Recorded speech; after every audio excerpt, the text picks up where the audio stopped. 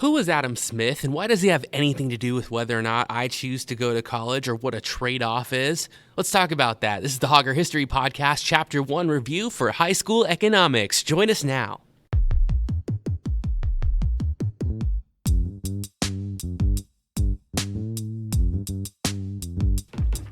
Oh, so good to be back. Mr. Hauger here, high school economics time, and we're looking at Chapter 1, an economic way of thinking. I want to thank Podbean.com for supporting us with bandwidth for this educational podcast. You can subscribe for free episodes and free review for your studies wherever you are.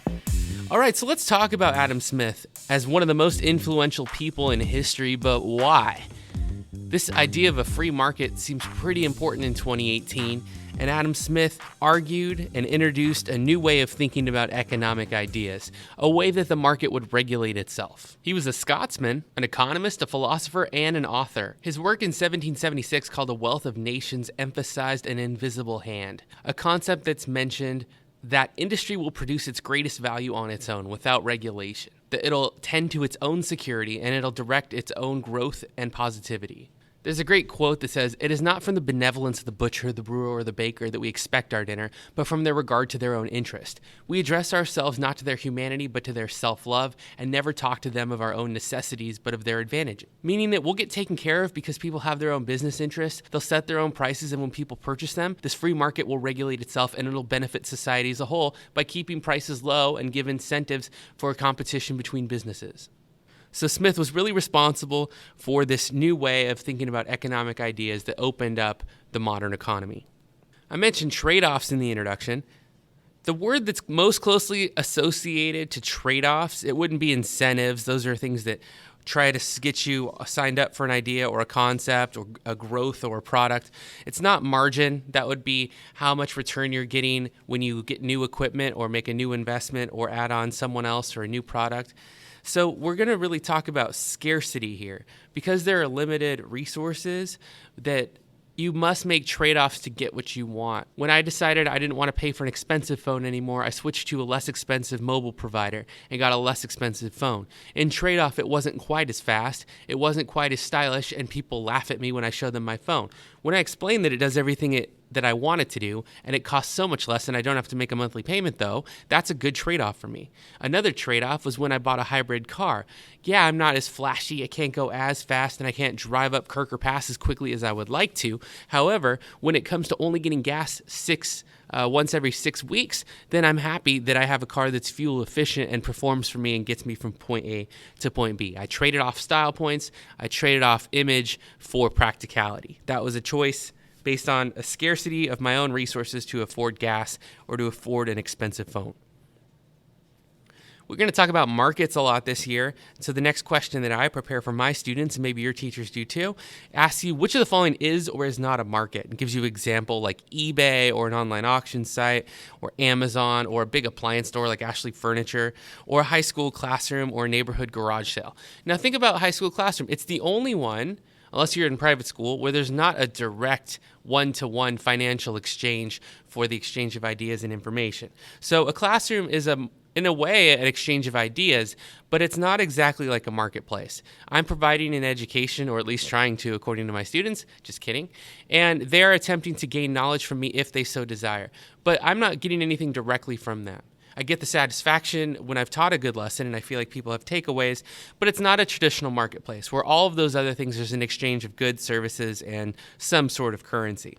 Now, not everything we decide or design in an economy works out the way we intend to. In fact, there's nearly always this law of unintended consequences, which says that any actions that we take often have unforeseen effects. If I decide to be considerate of my classroom and I print out copies of everything that I think is important, I end up duplicating lots of material that you already have in your textbook. giving you a lot of handouts that you might recycle thinking you don't need. And in turn, the unforeseen effect is that I drive up a high cost of prints and ink and paper and a drain on natural resources. Another unforeseen effect that was unintended was I also am supporting whatever paper company, ink and toner company, and their margins or their profits or their revenues are going to increase. It wasn't my goal to support a certain industry, but if I'm making thousands of copies, I'm certainly going to have a ripple effect. If I decide that I want to end homelessness in my city as a mayor and I divert funds from other channels to give housing to everyone who's homeless, and then people from all over the country start coming to my city to get assistance, that was an unforeseen effect. I didn't know what I didn't know, and that if I did something for one person, someone else might also want to take advantage of that situation. Another might be, as a teacher, if I give out extra credit for volunteering, an unforeseen effect might be that in another class will overhear this and expect that same consideration and consistency. These unforeseen effects happen every day. If I support one person's idea, someone in the classroom probably has a disagreeing or dissenting idea, and it might have a negative impact on their own emotion or their own feeling. So there are always unintended consequences in the economy, and that means that the law of unintended consequences says actions often have unforeseen effects. Now, in the preview, I mentioned Adam Smith and going to college because he talked about a lot of economic policies, and one of the ones that I hear from my high school students often is about whether or not a college investment is the best decision for them. Now, all individuals are different. There are a number of people I know who attended trade schools or got certifications or started working right out of high school or played sports and went on an athletics path. But one of the things that I almost always have my students do is look at data based on median annual income by education level. Now, whatever year you take these, 2010, 2006, 2000, 2018, you always tend to see that once you get past some college and an associate's or a bachelor's degree, that you see the median income rise from about $40,000 to roughly $60,000. And with a doctoral or a master's, up to $80,000, $90,000 by median, by average. So think about that as a trade-off, and it doesn't mean that it's the right course for everyone, but what it does mean is, as many of my students discussed in class, what are the possible trade-offs of attending college? Well, at least 4 years of your life spent in a classroom, at least a certain amount of money, and for most people that are attending most colleges, a certain amount of debt, which will need to be repaid, and that debt should be considered in the long term.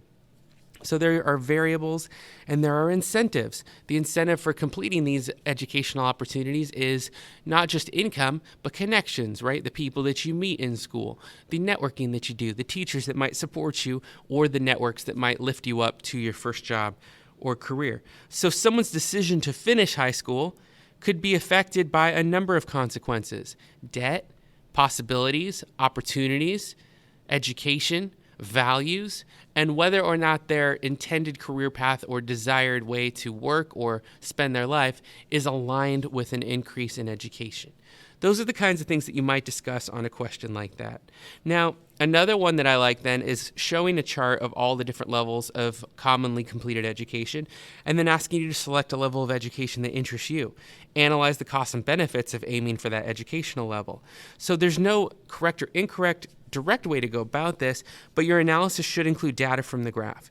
So if you say, I think that an associate's degree is the best way to go. You learn more than you did in high school, you extend yourself further, you meet some new people, some new professors, and you'll lift yourself a couple of thousand a year. Or other people will say that, no, I think it's worth investing the extra 2 years and getting your bachelor's, because then we look at a number of around $48,000 a year, and $8,000 a year times 30 years of working is $250,000 roughly. So it depends on how you analyze it and what economic concepts support you. Because you also have something valuable when you're young and at that college age, and it's called youth and energy. And some people would prefer going out and taking their energy and starting a business. So whatever path you take, whatever thinking that you're personally thinking about, or examples from family, from friends, from professionals or celebrities, give examples of concrete details on whether or not that is a sound financial decision, or whether or not those trade-offs will produce an advantage to you. So analyze that, and really, that's what we look at in Chapter 1. We also discuss significant terms, and we discuss how to think like an economist. and how to approach an economic way of thinking. And some of the definitions that we talk about are positive economics, the branch of economics that uses objective analysis to find out how the world works, like GDP or statistics or numbers to describe how things are statistically and objectively. Or you've got normative economics, the branch of government that applies value judgments to data in order to recommend actions and policies. That's like advising how things ought to be done. So some person might decide that we should invest in solar power because it could generate X number of kilowatt hours in Arizona. Or a normative economist will say, do you have any idea how much it will cost to set up infrastructure, to have the labor involved that will work in those conditions, to constantly maintain, clean, facilitate, and is it really the best place to build? We have solar possibilities all over California where we won't have to have such extreme conditions to harness that energy. So that normative part, that second bit, was about how things ought to be done. And then we talk about scarcity that results in people having limited resources but unlimited wants, and economics being the study of how people choose to use those resources to satisfy their unlimited wants. And most of the time we do a cost-benefits analysis. And if you're asked about that, that's the way you compare the cost of an action with the benefits. For me, the cost of a less expensive phone outweighed paying monthly payments and having more money, up to $600 a year, in my pocket by having somewhat of a lesser phone that works, and I still get most of the benefits.